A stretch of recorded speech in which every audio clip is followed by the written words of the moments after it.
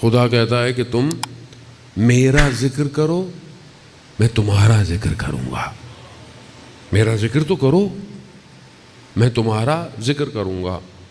حضرت یوسف علیہ السلام جب زندان میں تھے اور دو لوگوں نے خواب دیکھا اور ان میں سے ان کی تعبیر بتائی، ایک کو کہا کہ تم دار پہ لٹکائے جاؤ گے، ایک کو کہا کہ تم جو ہے وہ جو زمانے میں تمہارا بادشاہ ہے تم اس کے قریب چلے جاؤ گے، اس کی خدمت کرو۔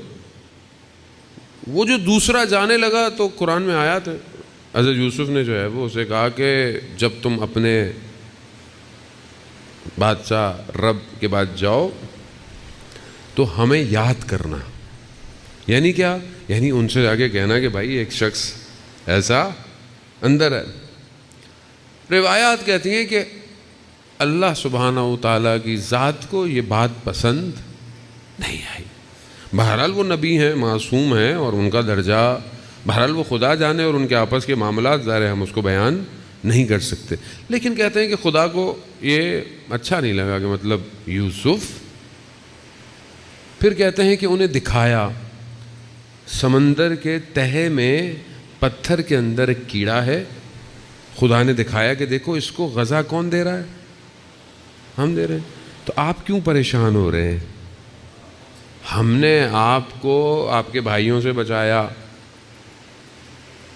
مصر کی عورتوں سے بچایا، ہمیں پتہ ہے آپ کا۔ کہتے ہیں 7 سال زندان ایکسٹینڈ ہو گیا، 7 سال پہلے تھے، 7 سال کہا کہ اور رہی ہے۔ بہرحال وہ ہم ان باتوں کو شاید الفاظ اور درک نہیں کر سکتے۔ زندان جو جس حضرت یوسف کے لیے تھا وہ زندان پاکیزگی اور عصمت کا زندان تھا کہ جس میں حضرت یوسف کو رکھا گیا۔ ایک شخص کتاب میں بتاتے ہیں کہ وہ بہرحال بہت خوبصورت تھا، جوان تھا اور مزدور ٹائپ کا تھا، لیکن بہرحال وہاں پہ اس قبیلے کی جو بھی سردار تھا، اس کی خاتون تھی، اس کا دل جو ہے وہ اس پر آیا، تو کسی طریقے سے گھیر کر اس کو اس خیمے میں بلایا۔ جیسی وہ اندر گئیں تو اس نے کہا کہ خدا کے لیے اس جہنم کی آتش سے دور رکھو اپنے آپ کو، اور وہاں سے بھاگا۔ یعنی بھاگتے بھاگتے بھاگتے اتنا بھاگا کہ کوئی پیچھا نہ کر پائے، اور آخر کار صبح شام بھاگتا رہا، اور پھر جا کر ایک درخت سے اس نے ٹیک لگا کر بیٹھا تو اچانک سے دیکھا کہ ایک ہریالی سی آ گئی ہے، ایک سب سا نور آیا ہے، اور کچھ لوگ آئے ہیں اس کو لے کر جا رہے ہیں۔ دیکھا ایک خوبصورت سا جوان ایک تخت پہ بیٹھا ہے، اور اس نے والے کون ہے یہ؟ کہا یہ حضرت یوسف ہے۔ کہا انہوں نے تمہیں بلایا ہے کہ جس طرح حضرت یوسف نے اپنے آپ کو پاک دامن رکھا، تم نے بھی اپنے آپ کو پاک دامن رکھا ہے۔ آج کا جوان جان تو کیونکہ قرآن احسن القصص بیان کر رہا ہے۔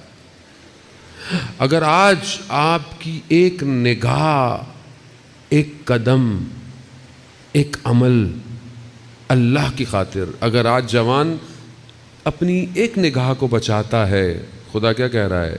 میرا ذکر ہے یہ، تم کرو ایک قدم، میں تمہارا ذکر کروں گا، میں تمہیں بچاؤں گا۔